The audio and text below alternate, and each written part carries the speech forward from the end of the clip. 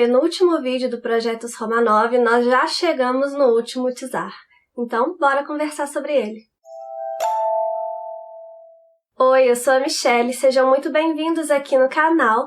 E hoje nós vamos conversar sobre as cenas 3 e 4 do ato 3, dessa daqui que pode ser considerada a biografia dos Romanov, escrita pelo Simon Sebag Montefiore.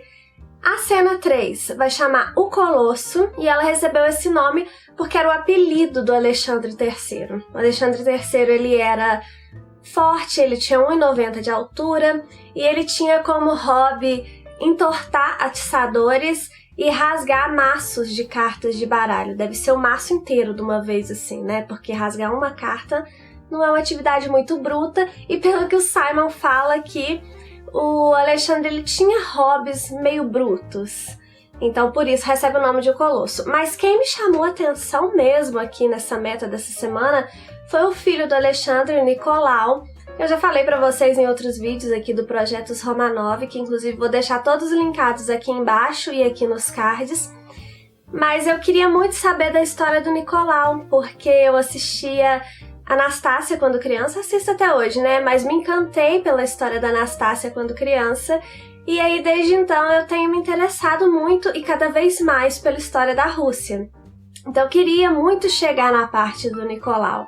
Eu sempre soube, né, que é diferente do desenho, óbvio, mas eu queria chegar para conhecer de fato a história real, mais detalhes da história real, né, porque eu sei muito pouco. Mesmo assim, o Nicolau ainda era o Tsar que eu mais conheço a história, assim. Os outros para trás eu não conhecia nada, foi tudo muito novidade. Acho que por isso que esse livro tá sendo tão legal para mim, porque eu tô descobrindo muita coisa que eu nem imaginava. Aqui também vai aparecer o Rasputin, que é tipo um curandeiro, mas a gente vai falar sobre ele mais pra frente. O Nicolau virou Tsar depois que o pai dele morreu, e se o pai dele era conhecido como Colosso porque era bruto, era alto, era forte, o Nicolau, que era chamado de Nick pela família, ele era um cara mais sensível, mais voltado às artes. Ele inclusive gostava de Tolstói, o escritor. Ele gostava também do Tchaikovsky, que é o compositor do balé A Bela Adormecida. E até uma coisa que eu fiquei pensando durante a leitura, é uma bobeira pra vocês, mas pra mim faz sentido. O Tchaikovsky, ele escreveu A Bela Adormecida, e A Bela Adormecida, né, a Princesa Aurora, é a minha princesa preferida.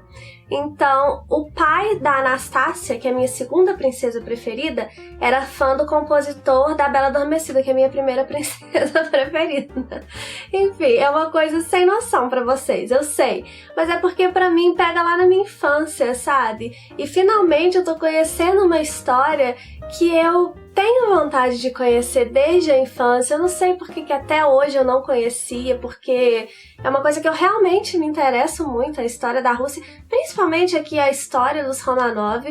Então assim, eu tô fazendo várias ligações com a minha infância aqui, com as coisas que eu acreditava que eram verdades e que agora eu tô descobrindo como que aconteceu mesmo. Tá sendo muito, muito prazerosa mesmo essa leitura aqui pra mim. Mas aí, voltando aqui ao livro, eu vou ler um trecho pra vocês da forma que a mãe do Nicolau tratava os seus filhos. Eu acho que não era só ele, não. Eu acho que eram todos os filhos. O Simon escreve assim: sua mãe era propensa a infantilizar os meninos. Ele, o Nicolau, usou roupinhas de marinheiro durante muito mais tempo que a maioria dos meninos. Mesmo quando Nick já era coronel da guarda, sua mãe se dirigia a ele como meu querido coraçãozinho, meu menino. Já bem entrado nos 20 anos, seu diário fala de brincadeiras de esconde-esconde, disputas de quem bebia mais e torneios de ioiô.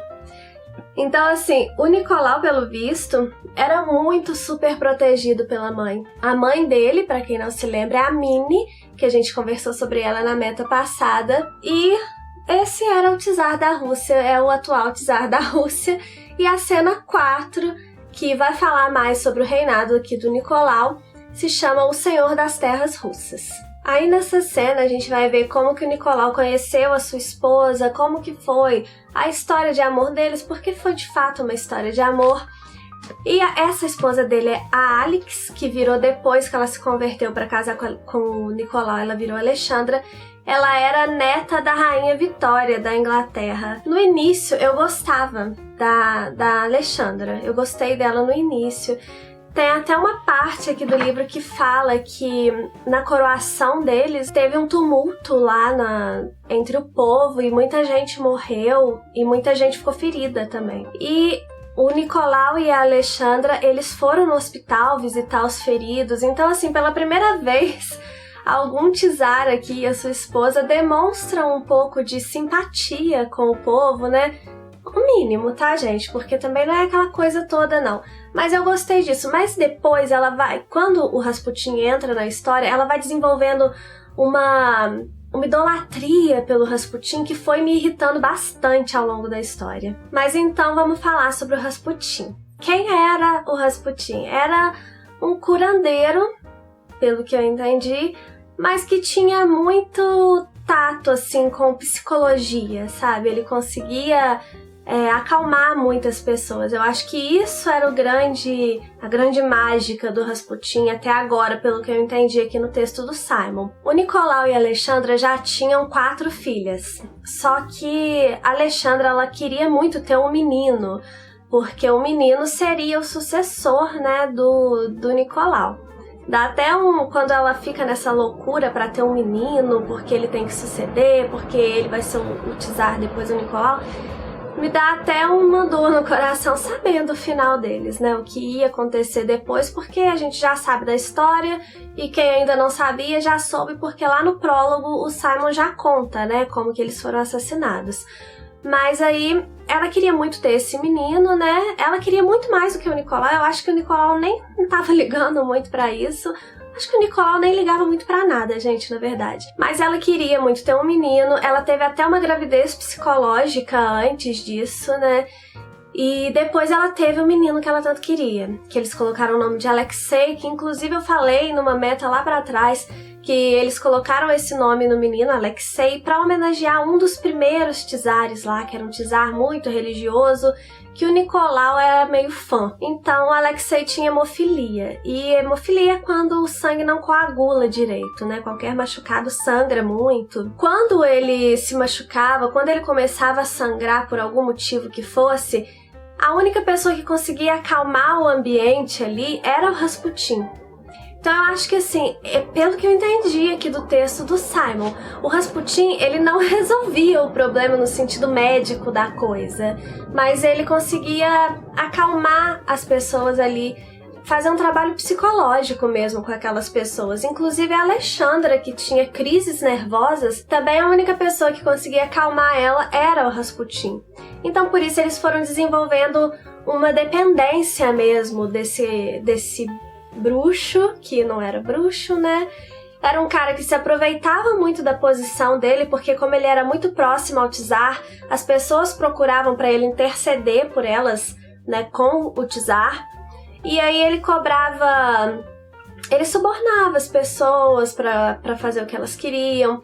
Ele estuprava mulheres também. Era um cara horrível, pelo que eu pude perceber aqui. E a Alexandra, ela tinha uma fixação por ele, porque, na verdade, assim, no fundo eu entendo a Alexandra, porque ela estava muito preocupada com o filho dela, né? Naquela época ali, as pessoas não tinham muita noção de algumas doenças, então ela ficava apavorada com a possibilidade do filho dela morrer se esvaindo em sangue.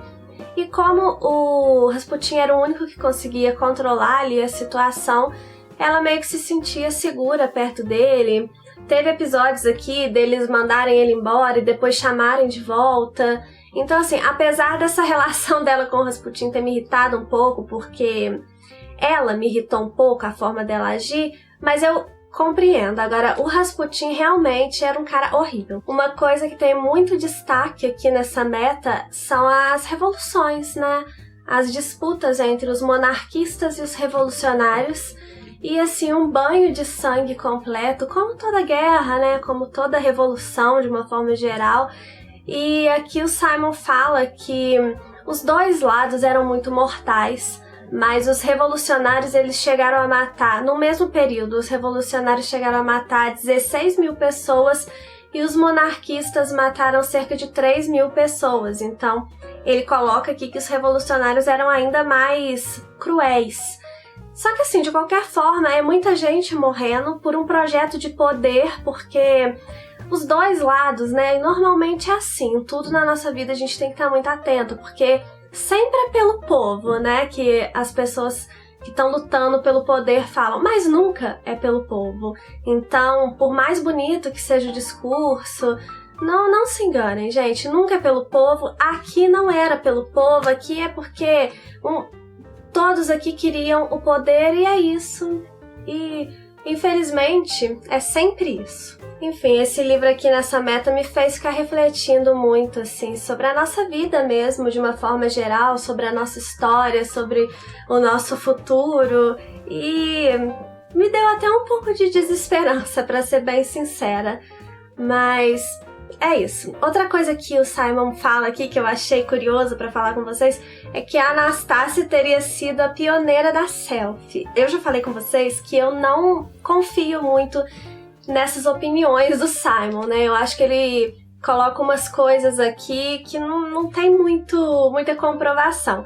Tem a foto da Anastasia, né, fazendo a selfie dela, que eu achei até muito legal, só que não sei se ela foi a pioneira, né, mas eu achei legal colocar aqui pra vocês isso, não sei se vocês repararam nisso. A nossa meta termina aqui, em meio a essa revolução, que é a Revolução Russa, não sei se vocês ligaram o nome à pessoa, e eu tô muito curiosa pra ver como que ele vai terminar esse livro.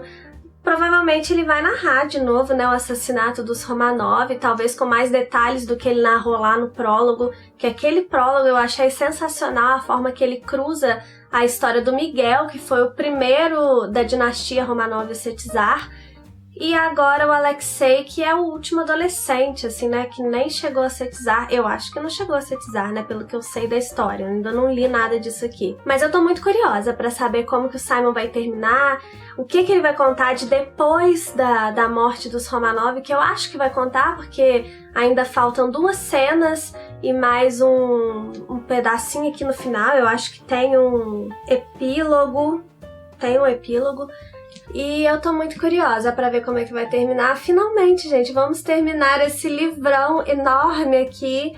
E tá sendo, né? Mas a gente já tá no final, eu posso falar que foi uma jornada bem legal. Eu acho que agora nada que o Simon faça aqui vai destruir nossa jornada. Eu reclamei de algumas coisas dele, mas nessas últimas 2 metas, até que nada no texto dele me incomodou tanto quanto tava me incomodando no início. Talvez eu me acostumei, né, com ele. E vamos para a próxima meta. Na quarta-feira que vem tem o último vídeo do Projeto Os Romanov, mas domingo também tem vídeo aqui no canal. Eu vou deixar os links das minhas redes sociais aqui embaixo para vocês conhecerem, porque eu também comento muito sobre literatura lá nessas redes sociais. Se você tá gostando desses vídeos, se você gosta de literatura, se inscreva aqui no canal. Compartilhe os vídeos com as pessoas que vocês querem incentivar a ler, porque esse sempre foi o meu objetivo aqui, lá no blog, lá no Instagram. Curtam esse vídeo aqui se vocês gostaram. Muito obrigada por terem ficado até aqui. Um beijo e até o próximo vídeo.